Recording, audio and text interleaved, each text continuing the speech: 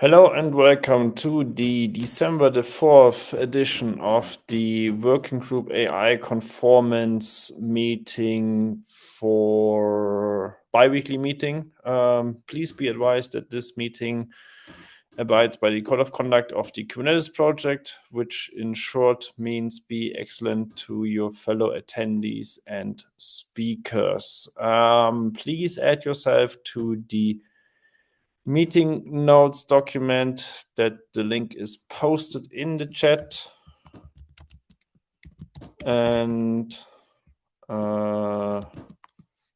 also if somebody wants to volunteer for note taking. Otherwise, we take the transcript, I guess.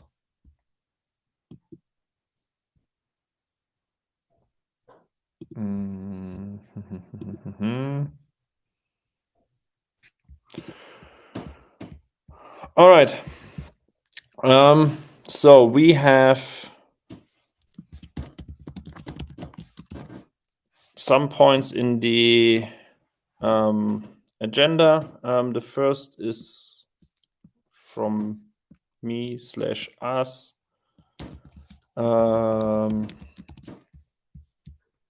And it is regarding transitioning from working group to SIG-Arch sub-project.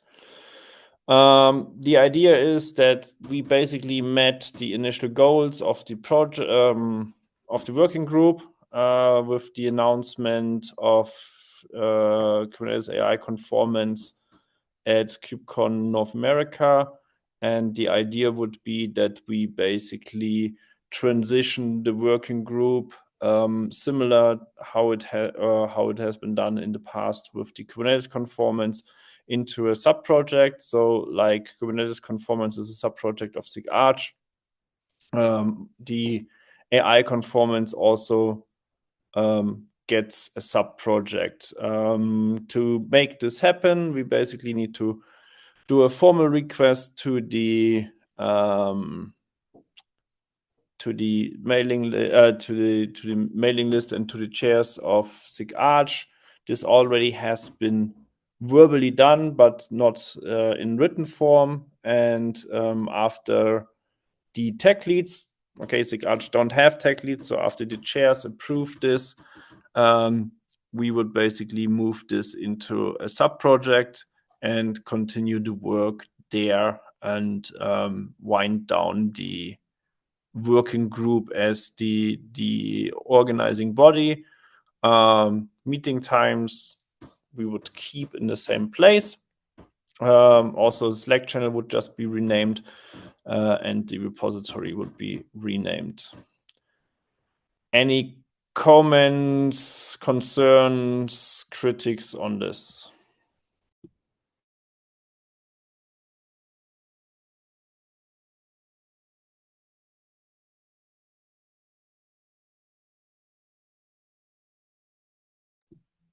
Going once? Going twice? That's good. Then we can basically do this after. I will do this next week. I won't do this tomorrow, but I will start the process next week.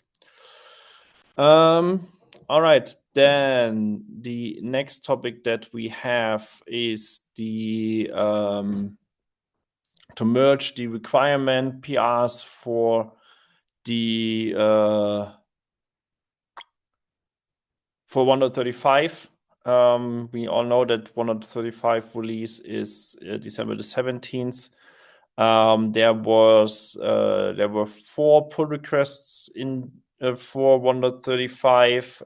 Some comments have been addressed, some haven't. So we have collected feedback in issues, and basically, I think it would be a good thing to go over this today. Let me share my screen, and we can just go from top to bottom to see if we can what we can include. All right. The first one is for it's KRR1, accelerator driver, and runtime management. I'm sorry, I'm on my laptop today and it's horribly small. It is basically provide a verifiable mechanism for ensuring that compatible accelerators, drivers, and corresponding container runtime configurations are correctly installed and maintained on nodes with accelerators. Verification will initially prioritize common accelerator types that cover the majority of platforms. For platforms using specialized or less common variants, conformance may initially require manual verification until the automated test suite is expanded by community contributions. AI and ML workloads often have strict dependencies on specific versions of accelerator drivers and container runtimes. Incompatibility between those components is a common source of errors, leading to wasted resources and developer frustration. These requirements ensure that the Kubernetes platform provides a reliable way to verify that correct accelerator drivers and container runtimes are installed and configured on nodes with accelerators.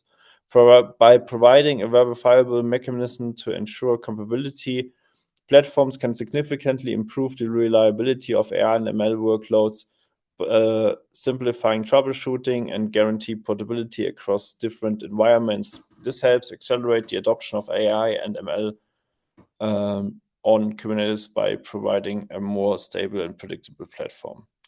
And this would be a should for 1.35.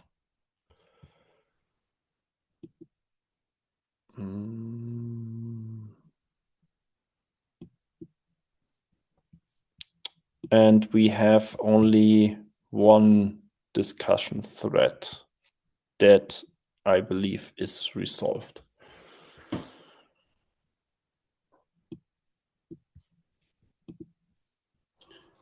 Sorry, so for these items, what, like, I'm reading this and I don't necessarily understand as a vendor what we are required to provide.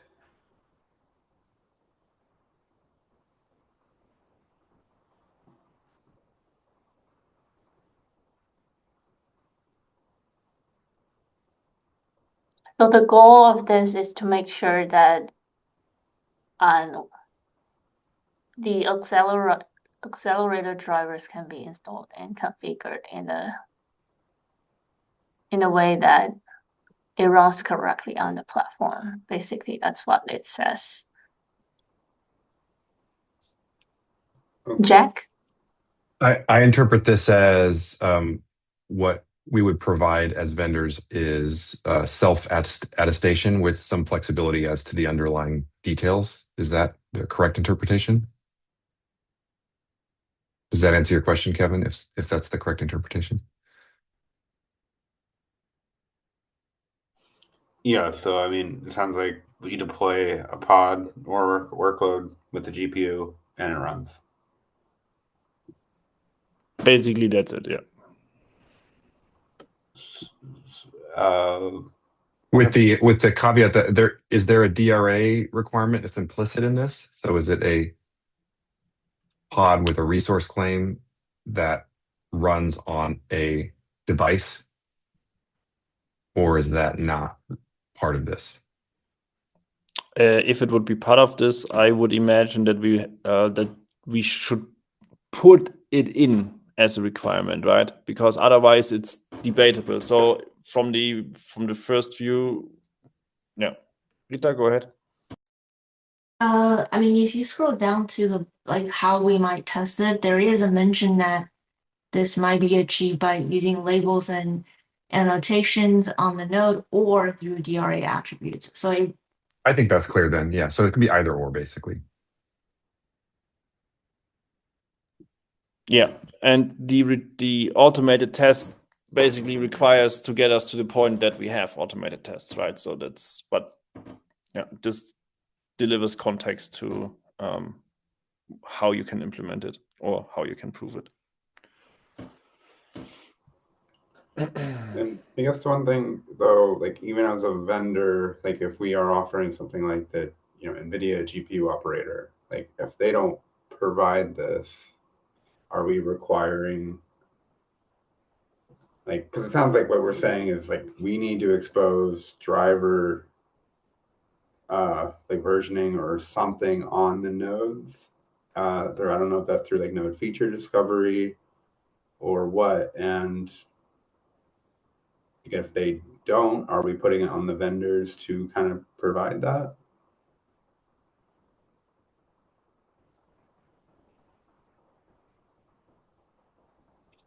So this is the should, and this is supposed to be guiding direction of the community. And I think we also need to involve the hardware vendors to help with the making sure that the hardware devices or drivers also follow the direction that we are aiming for. Okay.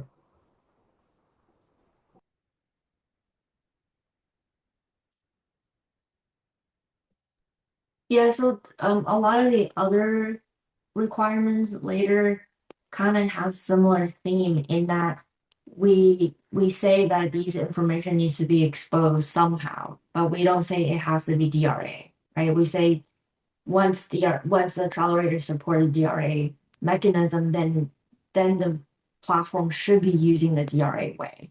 But we don't say that is a requirement right now because, like you said, unless the accelerators support DRA mechanism, it's not there's not much the platform can do, right?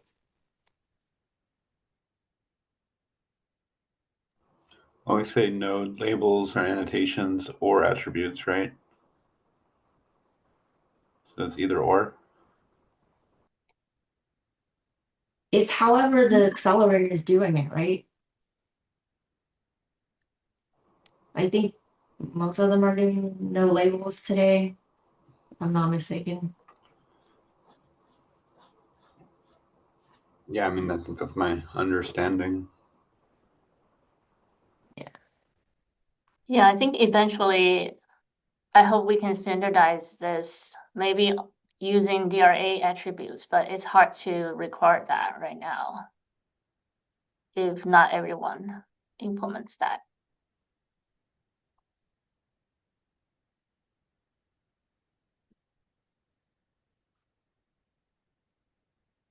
So I guess what I'm maybe unclear on, so for these cars, we want them to make them shoulds, but that doesn't necessarily mean we are requiring any vendor to adopt these yet. But these are more of like a recommendation to the community that like our recommendation here is that like we need that this information needs to be exposed from the on the node via probably the device vendors.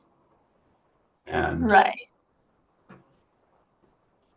And also, we also in the process we also defined that new requirements will go from should first before they go to must. So this also gives the platform providers some idea about what's the potential upcoming must requirements sometime in the future. And okay. we can also keep iterating on the shoulds. Because we want to be able to move fast for the AI space. That's what the should is for. Yeah, I guess. I mean, we can move fast all we want, but without input from the device vendors, it doesn't. There's not much we're doing here. Yeah, I'm also getting help from the device vendors. I'm talking to the people from hardware providers, and we can also involve the networking folks if we have more networking related DRA requirements in the future. Okay. I mean, I guess I'm a bit more clear now on the shoulds and what that kind of means, so I'm fine.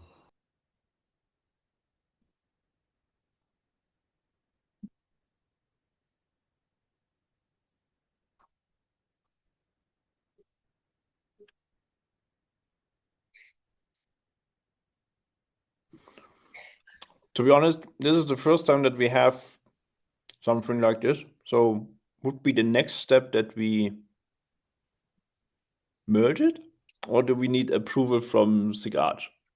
That's something that where I'm currently a little bit lost. The process says we need approval from the AI conformance approvers, right? And currently that's leads and DIMS. But what DIMS explicitly called out is we need to at least get feedback and LGTM from the community. So in Slack, right? I did link to these PRs and ask for feedback. And again, if you think this is at a good stopping point and you think this can be merged, please give your LGTM. And anyone can do that. Okay, that makes sense. So please, you see the link to the issue is inside of the docs, inside of the notes doc, and if you agree, please give your LGTM.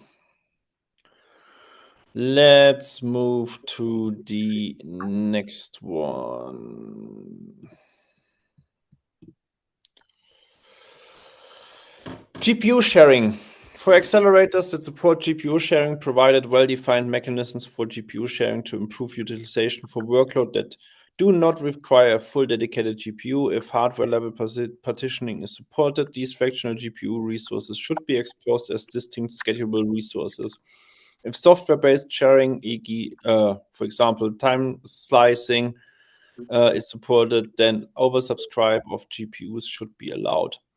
Once the accelerator supports these features as part of DRA, then the platform should use DRA mechanisms. Motivation, AI, and ML workload on Kubernetes need GPU sharing because it's dramatically improved GPU utilization. Most inference and fine-tuning jobs don't need an entire modern GPU. Partitioning lets multiple workloads run concurrently without wasting compute. This also reduces costs by allowing teams to pack more jobs onto the same hardware and enables resource isolation so different users or namespaces can safely share the same GPU without interfering with each other. GPU sharing also provides scheduling flexibility, letting Kubernetes treat GPUs more like fine-grained composable resources more than monolithic devices. The should requirement would be, yeah, it's a should requirement. And yeah, testing is also automated testing is proposed as that we should provide a mechanism for testing to prove that a single physical GPU can be exposed as multiple allocatable GPU resources and scheduled by Kubernetes. Comments, remarks, critics on this? I was going to put a comment. One thing that's a little unclear in the beginning paragraph, it says like DRA, once it's available, it should be used, and then the automated tests go into only verifying through resource claims. So like I'm a little that's a good point. Yeah, I think I was getting ahead of myself. Yeah. So you definitely make a good point. We should not be using that unless it's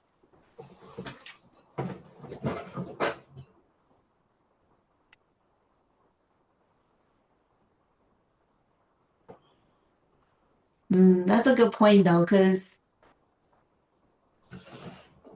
I think for the tests, right? Like I think we need to kind of cover the like sort of the 80% use cases, and if the 80% can be tested with DRA, is it okay to do that? And then for the 20% that can't, we will look to those vendors to provide the tests. Is that reasonable?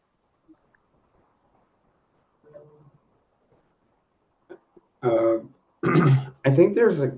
I mean, I'm not an NVIDIA expert. I know that like some of the, at least like static defining your nodes is possible with both device plugins and DRA, especially for MIG. I'm not as sure on time slicing or NPS on whether or not like it's possible. Like some of these, I think I know people are using these with just device plugins, and in others, DRA is the only option. But I mean, this gets very NVIDIA specific, so I like that it's, at least some of these I could imagine a case of verifying MIG statically, like static MIG slices without DRA or with DRA, but I'm not sure of other options.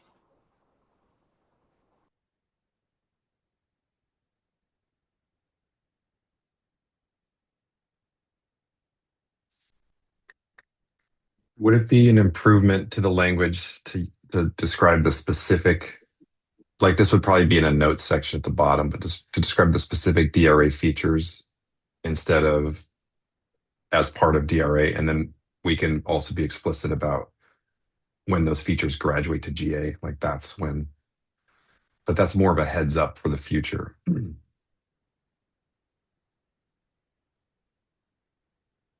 Sorry, what do you mean by GA? Like these are Like partitionable devices, that DRA feature, for example.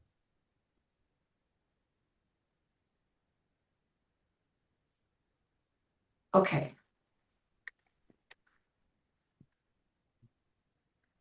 I can take that as an action item. Yeah, if you could add a comment, that'd be great. Thanks. Yep, cool. Roman, you were first. Yeah, I just wanted to add to what Kevin said. It's not completely my area of expertise within NVIDIA, but the features that are currently available through device plugins will eventually be moved and to DRA, and probably new features and new capabilities will be exposed in this way.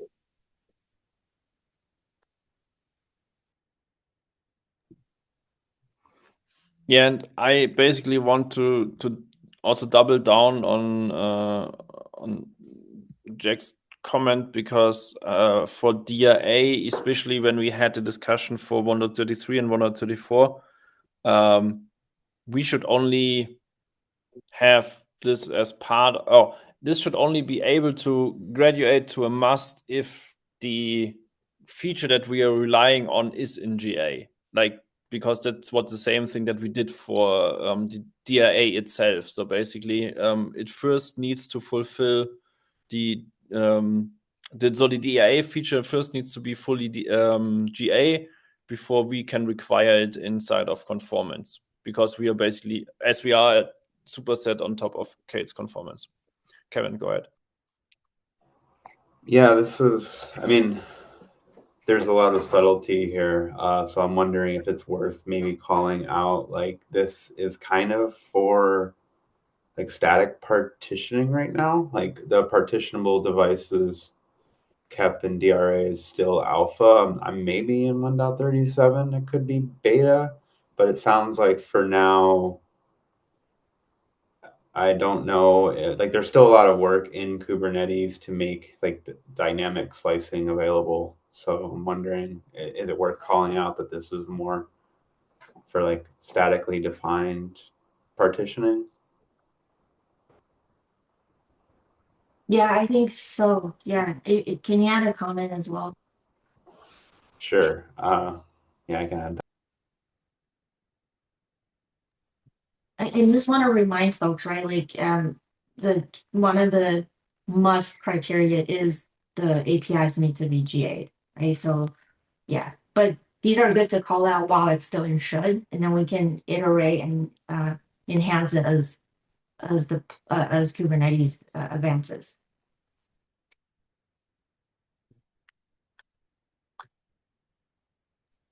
I think there were some other comments as well, if you don't mind going down. Oh, sorry, Yeah, Janet. Janet has a hand up. Yeah. So.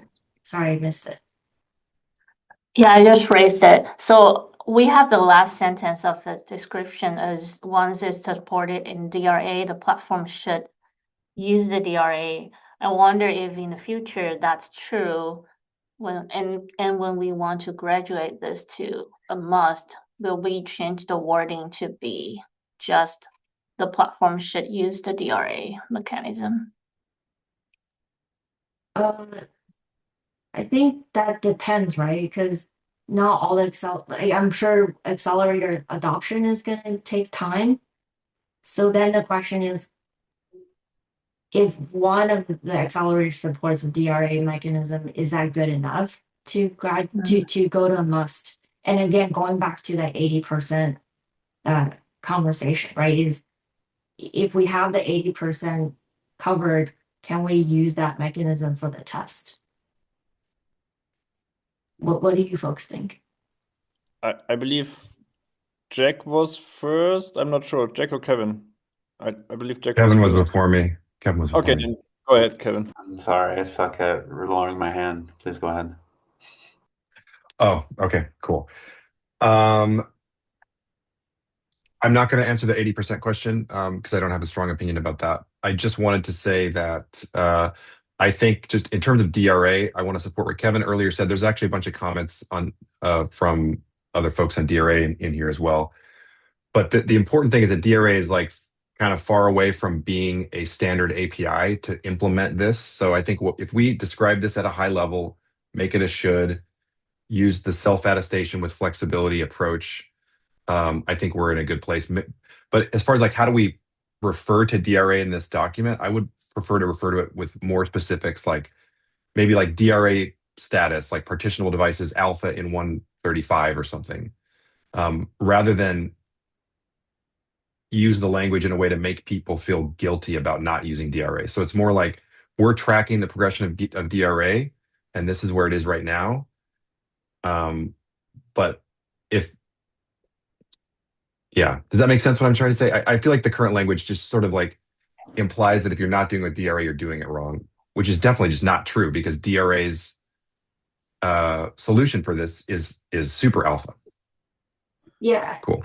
Well, no, that's Sorry. no. I would say that from my understanding, you do MIG with DRA and with the structured parameters as GA. Like there's nothing blocking you there. The main area Yeah, but that the is DRA is alpha, not doing the work. MIG is. It's just providing a clean interface to MIG. yeah, the issue becomes like on dynamically creating slices is I think the idea of the more alpha side of this. So that's why I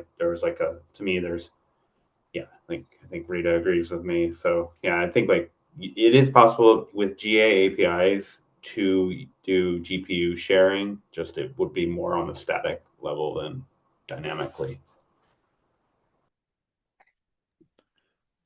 My point would basically also jump on Jack's point. I would really love to. I find the language a little bit odd when we have like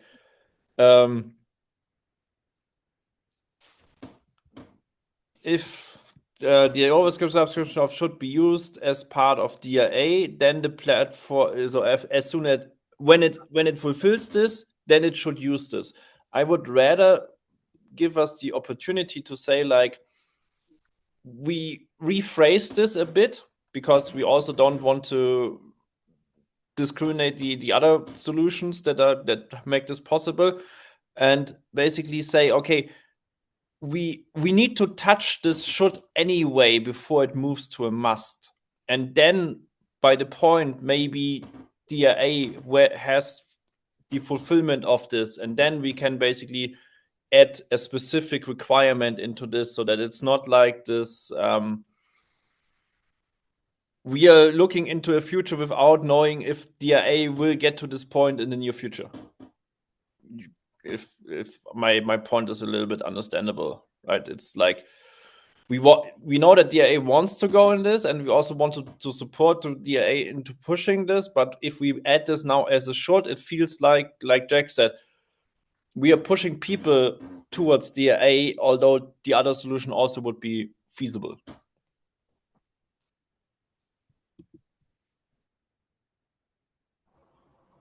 I guess what I saw from NVIDIA was that even some of their software-based sharing are really trying to lean on DRA as the future. Like I know there was some issues I saw around enabling like MTS in device plugins, which was not really looked upon pretty favorably. And a lot of that work was going into the DRA driver. So, I mean, it is a bit weird that like we're arguing about DRA and it should not be here, but in the same counterpoint, we have a must for DRA. So like I'm maybe a little confused here. Maybe I can help with that confusion. I understand what you're saying. I am not confused because DRA solves for a variety of problems. This is not one of the problems that DRA solves at a GA level. Like the work is still ongoing. So there is work, there are problems that DRA solves definitively, and it is part of the core Kubernetes APIs. And AI ML is a definitive use case that DRA is handling. So from that perspective, it makes sense that certain aspects of the charter of AI conformance are going to fall into problem statements that DRA has a GA solution for. But some of the problem statements are going to fall into areas where DRA continues to work on a GA solution. And some of it will fall into work that's outside of the scope of DRA. But this one happens to be DRA is working on this. It's just not, that work is not complete yet. Does that help, Kevin? Or does that not help? I guess my vote would be to like this car could be focused on static defined, and then we leave dynamic as a future one. And ideally we like or if we don't want that, then we could make like an either or device, like have a test case for device plugins and for DRA here. But I do worry that like we're in an in-between state where, you know, where there's mostly the world is device plugins right now. And like we could agree, like we could say like, okay, we should have a test suite that also validates device plugins. If that's maybe that's what the community is kind of leaning towards. But I do think static MIG is possible with DRA. I don't think that part is alpha. I think the dynamic part is the area that there are more dragons there. So I would be fine with a separate car for dynamic GPU sharing.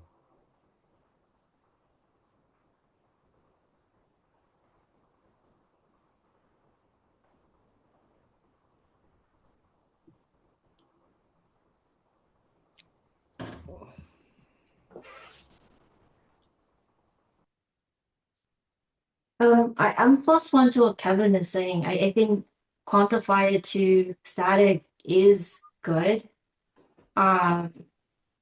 Because I mean, as a user, when I use Meg with device plugin, yes, it works, but like it's not as easy as you would do it with DRA. And I think that's part of the point of the conformance program, right? Is to kind of say that's the goal state, the North Star, and how do we slowly get people to move towards that? As opposed to, oh yeah, it does work today, but it's not really the best experience.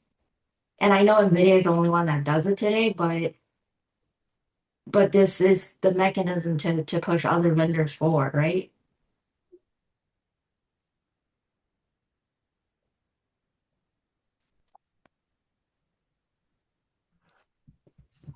I mean, how many people are, I guess I'm also okay with leaving DRA out, but again, but then it's like, you know, as long as you have the note labels, that's status quo. Is that what helps moving this forward? Jack. Leaving DRA out entirely is anti-helpful. DRA is a thing. It's happening. There's significant resources on it. It's a huge priority for the Kubernetes community. It's worth the effort to figure out how do we provide that forward-looking guidance to help folks plan in the future. So I understand it's sort of hard to put DRA in here if it's not yet a requirement, but leaving it out entirely, I don't think that's serving the community. Because then it's going to be, surprise, change to DRA suddenly. I mean, I don't think we want to do that.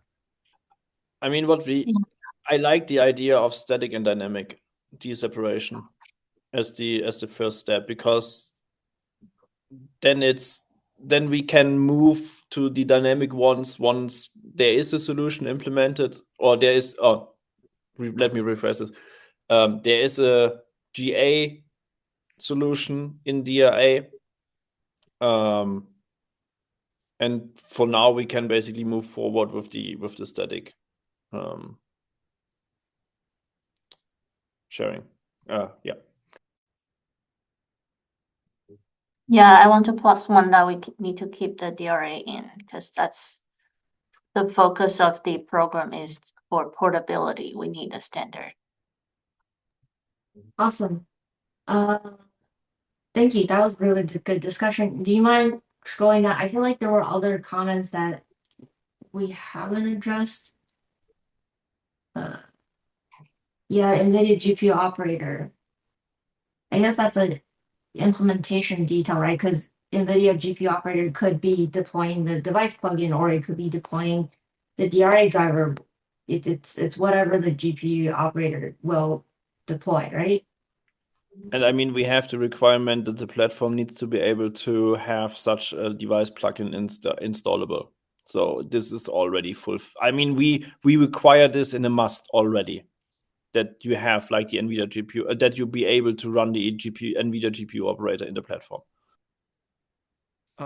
So my question was more so, would that be sufficient to meet the requirement if the GPU operator is running, and if the GPU operator is actually able to allow GPU sharing in the way that the requirement describes? Is that sufficient, or does the platform have to allow a different method to manage it?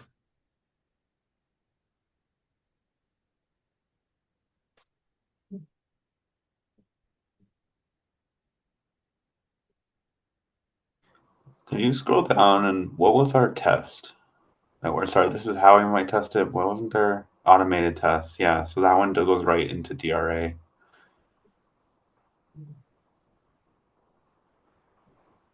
So in this case, what I imagine is that you would require the NVIDIA GPU operator to deploy the NVIDIA DRA driver in order for this automated test to work. And that is where NVIDIA does support that now. So does the operator have to be managed by the platform itself? Yeah, I'll take this one. I asked this question before, if y'all remember, on the Excel, was it the metrics requirement, right? And I think Justin, Santa Barbara had good feedback that like manage or user actions, that's kind of hard to use as a requirement because every platform is different. And I think what we landed on is if the vendor provides a mechanism, like and that mechanism could be a managed thing, or it could be like some really like simple steps, like one liner, like go install this script or go do this. That was the conversation we had at KubeCon. Janet, do you want to add anything? Yeah, that's a good summary of that discussion. So basically, and also if we require managed, then if the users want to do it manually, they wouldn't be able to.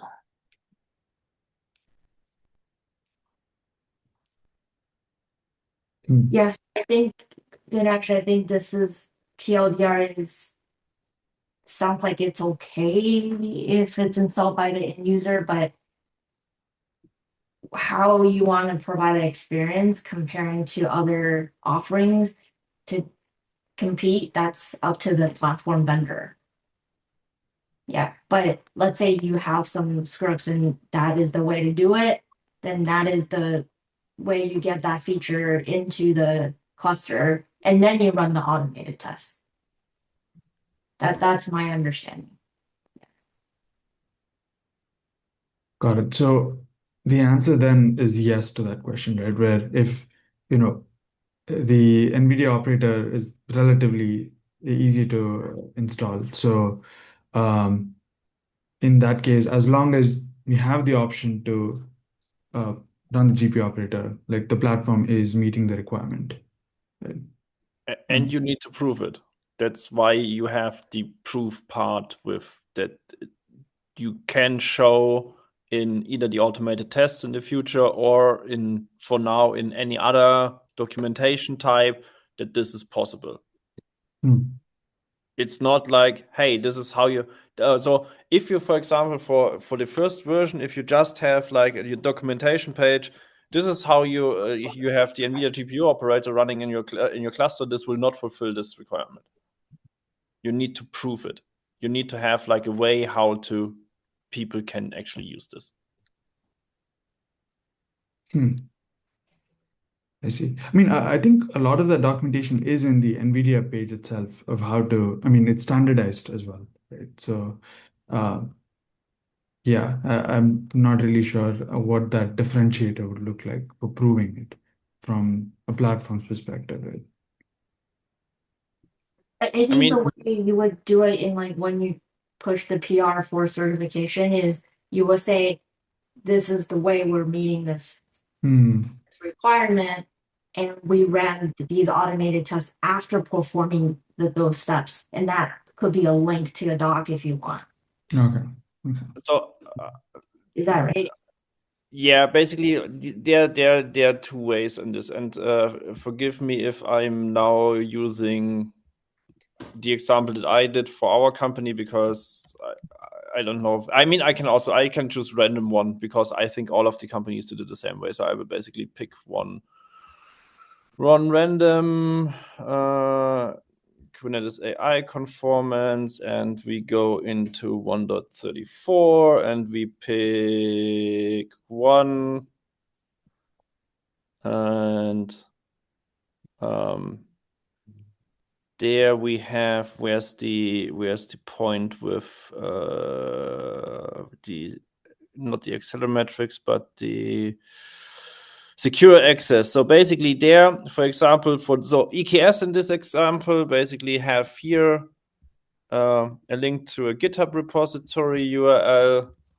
And when we open this and we go in there, you basically have a README file where it describes, do this, do the cluster setup, install the NVIDIA GPU operator in this case, and then basically there's then the a deployment script, or there's then a conformance test to how do I ensure the conformance test, and then deploy this, and then it basically gives you the output. So there is a proof somewhere that this works in your platform, and this would be the requirement for the other stuff as well, so that you can prove it works in your platform. Yes, for the most part, or for some parts, this is probably something with NVIDIA GPU operator, but the point of the conformance thing is that it can be proven in your environment, because nobody knows your environment. So that's the idea, right? So nobody has the understanding if this is really possible, and we prove that there's a way how to make this possible in your platform. Was this understandable? Yeah, that is, I see what you mean. Yeah. Yeah. Thank you. You're welcome. All right. Then we have overprovisioning is supported when using time slice, even if it's not recommended. Not sure if kernel would block. you there. I just thought that we even mentioned it above. Okay, it's not something to go in. Yeah, the test is not testing that anyway, but Yeah. but just also I will follow up on making sure the test is not DRA specific, I guess. Yeah. Okay. This was a good discussion. Thanks. We have 10 minutes left, and let's try to maybe get into one more. While it's fresh in my mind, I was wondering if we would go to the network hardware awareness one. I'm not sure if I'll make it on the next call or not. I had a couple concerns. This is Yes. topology one, right? That's Yeah. the fit car 5, I guess. Yes, give me a second. This one, the hardware topology awareness. Yeah. Sure, we can also do this. I will be quick. Hardware topology awareness requires the Kubernetes cluster to understand the physical layout of specialized hardware such as GPU, GPU interconnects, GPU NICs, proximity, and more. So the scheduler can place workloads on the node where accelerators have optimal latency and bandwidth. This ensures high-performance AI and ML jobs are schedulable on hardware configuration that maximizes throughput and avoid suboptimal paths. This information should be exposed via DRA attributes if supported by accelerator and driver to enable topology-aware scheduling. AI and ML workloads often depend on high bandwidth, low latency connections between GPU, CPU, and NICs. So placing workloads without awareness of hardware topology can severely degrade training and inference performance. Exposing this topology information enables Kubernetes to make intelligent DRA-driven scheduling decisions that maximize throughput, minimize communication bottlenecks, and ensure accelerators are used to their full potential. Yes. Yeah, I mean, my main, this is really very alpha, in my opinion, in the ecosystem. And I'm not even, I have been spending a lot of time trying to understand, what different cloud vendors are providing, and it's honestly quite messy. And so I am kind of worried about this one, even as it should right now.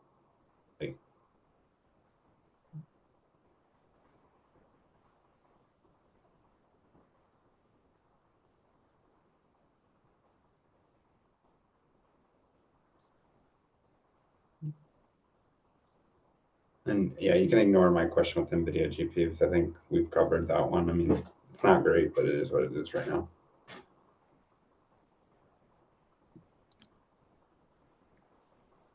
Any comments to this? I think I left a comment on the main PR. No. Yeah, maybe let me go back there. This is from Jack.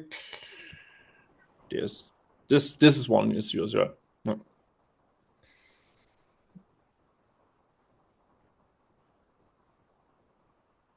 Yeah, I mean, my point is that, I'm just this is kind of a wild, wild west right now. And I definitely think there needs to be standardization, but I attended a scheduling call virtually at KubeCon, and I think this was a very active discussion. I don't know if it's worth letting the community kind of figure this out without having it as a conformance requirement right now, because it seems a little bit weird that there's still a lot of active design discussion around how to support this for scheduling, and then also what even vendors are providing.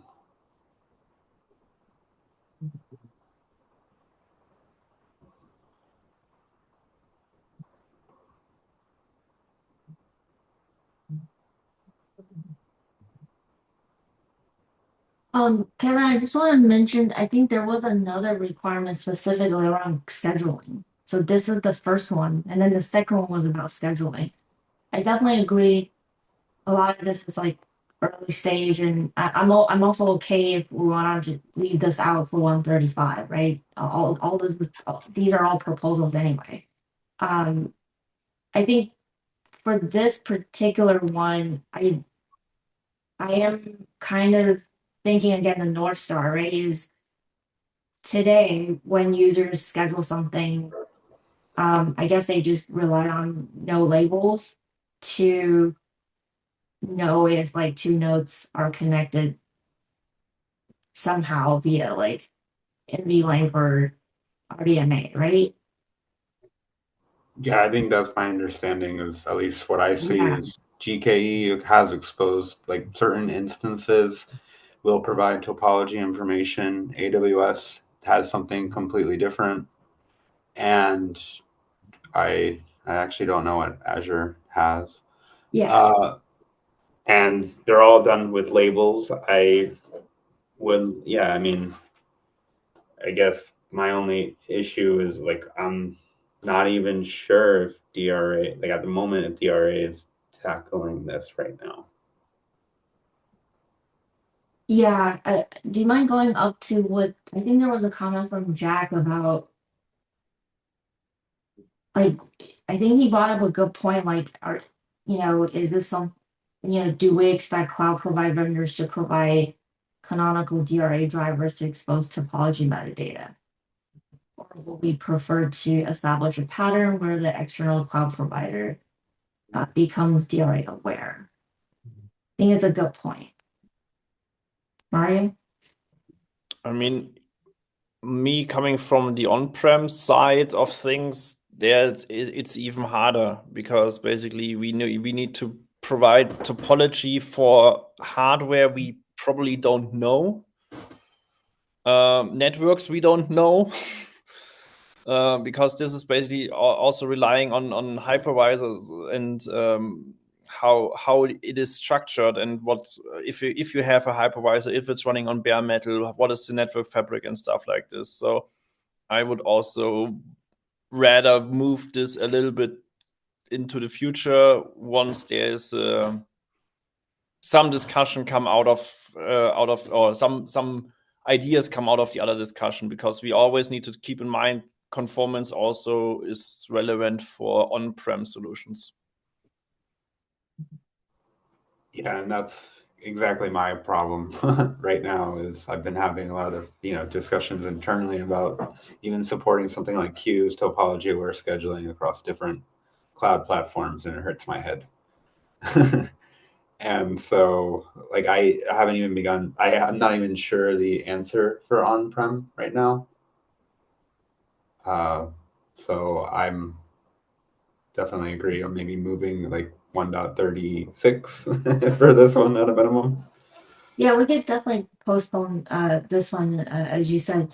But I just want to again brainstorm on this since we're talking about it, right? Is again, you're talking about the consumer side, right? How do we consume this information? And that part is in flux. But I also think like how at the end of the day, all these, whether it's cloud or edge, right? Like you have to expose that somehow, right? That information. Kevin? Yeah, I mean, I guess right now it is cloud. I think what Jack is mentioning, I think is what I'm kind of, at least this is what cloud provider Azure is doing. Same for Google Cloud Provider and AWS. They're kind of providing labels on nodes, probably based on certain instance types that cost a lot of money. So, like, it's like I'm kind of what I'm trying to also maybe understand from from an OpenShift side is making sure that all of these are available to people that are a hybrid platform. Like I create a GCP instance with this accelerator. Do I get that topology information from the instance, or do I get it from the managed service? And that's like the thing that I'm kind of trying to piece together right now and on the different cloud vendors, and that's why I'm like I don't. This is kind of messy, and yeah, from the end user, but also even from like what the cloud providers are actually providing, and it's kind of unclear to me at the moment. Same for me, especially when you also have a look at if you're just using instances, right? If you don't use GKE or EKS or something like that, if I just basically get an instance, then there's also like hard to get the information.